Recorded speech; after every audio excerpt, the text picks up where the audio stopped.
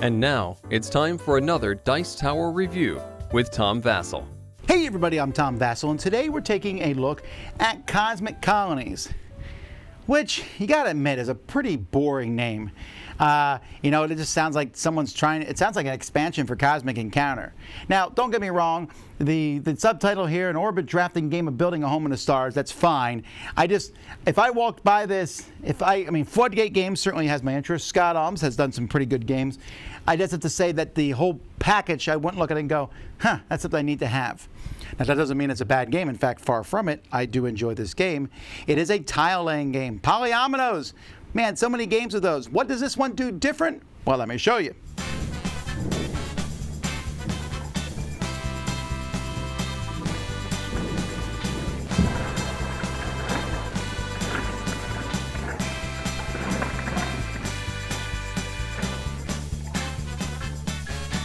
So let's talk about scoring first. Each player is going to have a board like this. There's an advanced game and a regular game, but we'll just talk about the regular game for now. And in this game, you're going to be scoring points at the end of the game based on what you cover up. There are different types of terrain here, so let's take this bluish looking terrain. At the end of the game, if I have them all covered up, I get 5 points. If I have 3 of them showing, I get 2 points. While this red mountain terrain, if I have none of them showing, I get 15 points. So I'm going to try to cover as many of these as I can. Over the course of the game, I'm going to be able to I get to place one of these wherever I want first. After that, they all need to be next to each other. And I'm going to try to cover up as many of these as I can. Each player is also going to have a card that's going to give them points for different shapes. So in this case, this one's worth another point for me playing it. And for each one of these that I build on my board, that's going to be worth 2 points. So those are the two main ways of scoring. Each round of the game, you're going to put resources here in the middle that are available to everybody equal to the number of players. So this would be for a 4-player game. Players will start with one of each resource, and they're also going to start with 4 cards that are drawn from a pile of worker cards. So there's a whole pile of these cards. They're all numbered, and you're just going to shuffle them and give everybody 4 of them at the beginning of the game. You're going to look at your cards, and there's two phases to each round where you're going to pick one of these cards, play that character, and then reveal them. Everyone's going to reveal them simultaneously. Whoever has the lowest number will go first, up to the person who played the highest number. And each of these can be used to do one of 2 things. You can either take resources from one of these 4 areas equal to their collecting number. So for example, the cadet here has a collecting number of 2, while this warehousing expert has a collecting number of 4. It all has to come from one area, and you're going to put it in front of you, and each player has a limit of 9 that they can keep themselves. So every worker can be used to collect. Every worker can also be used to build. Instead of collecting, you look at the board here and you pick one of these tiles that you want. Each tile has a cost on it. So you'll see, for example, this square costs 2 purples and a green. This costs 2 yellows and 2 purples. This costs 2 different ones, 2 of one color and 2 of another. So players are going to do that, but they're also going to be modifying that based on the card played. So 1 goes first. That's its special ability. It has no other special ability. But 14 gives you 5, but you just got to pick from the resource with the most resources at it. Number 13, I can spend 2 to put a special double tile on my platform. This is not normally available. There's only 1 of each of these available per round. Here I can do collect and build in either order. Wow, that's amazing. I can do both of them, but that's number 20, so you're going to go last. The 19 copies somebody else. This one, before I go, I get a yellow from the supply. I can collect from 2 different locations, but again, it's an 18. So the higher number ones are better than the lower number ones, but they go after the lower numbers. Now, you're going to be playing your cards. First one here, second one here. At the end of a round, you'll take the 2 cards you played, and you'll pass them to the player on your left. So you don't get to keep playing the same great card all the time. If it's a great card, you'll play it. The person to your left will be able to play it in the future.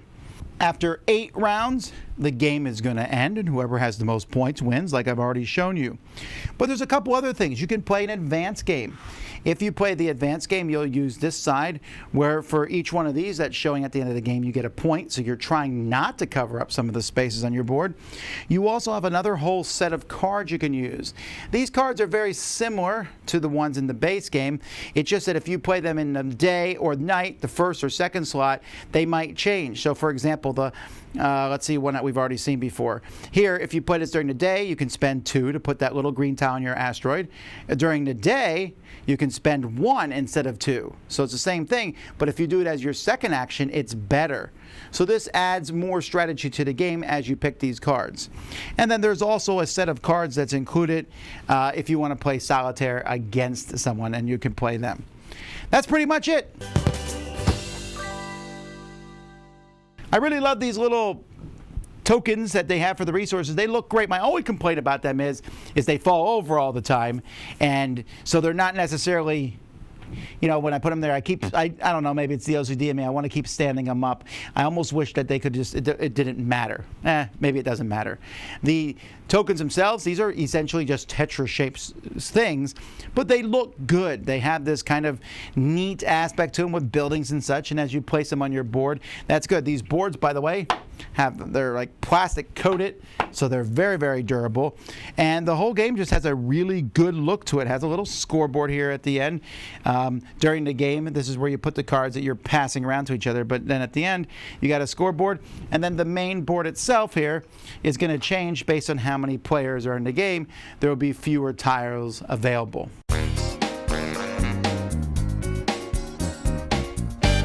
Okay, so Cosmic Colonies is a fairly light game.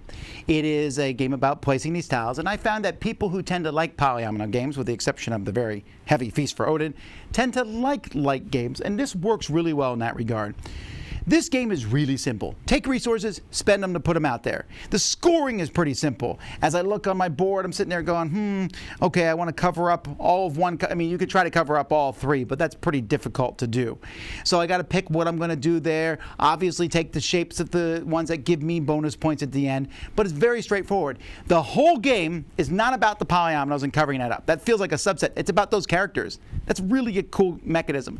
I don't even know that it's that new. The idea of a low number not having special abilities, the high number having special abilities but going lighter has been done before, but having 20 different characters, and they're all not going to be in every game, but you sit there and go, I want to use this character, they're awesome, but then I'm giving it to the next person. And if they play that character, especially when you play with number 19, which lets you copy someone else's character. So I know I just gave you the 19. Well, I'm not playing my best card on turn 1 because you might be copying it, but you know that I know that. Now that's not, again, not the whole game, but the idea of drafting the cards around the table is really fun. They all have a very different feel to them, but at the same time, it's not too complex. This is a very strong, what I would tend to call gateway game. It's really easy to get people into these style of games. This and Isle of Cats that came out this year are 2 really strong entries in it, and I think this one's even easier than that. Now, once you play it a bit, you're probably always going to want to play the advanced game because I think the scoring is slightly better. And I like the idea that the cards now have an extra thing if you play them in the second slot, which makes you then debate which one goes in which slot. But still, you have 4 cards. You're not going to be paralyzed by decision making, picking one of those to put into the slot. So it's a kind of a fast game. The cards cycle around, everyone gets access to the same things, and it's simple, grab what you want, but you can't wait too long either. There's only so many tiles available for you. There's only so many resources available each round. And you add more resources, more tiles between rounds, but I really need to put that purple square in a spot. You better not take it, so I should play the lower number. But I want to play the higher number because it gives me the better special ability. Simple choices, but good, fulfilling ones. This is a great little game. I'm very impressed with it. Definitely one to check out. That's Cosmic Colonies. I'm Tom Vasel. We'll see y'all next time. Dice Tower Judgment approved.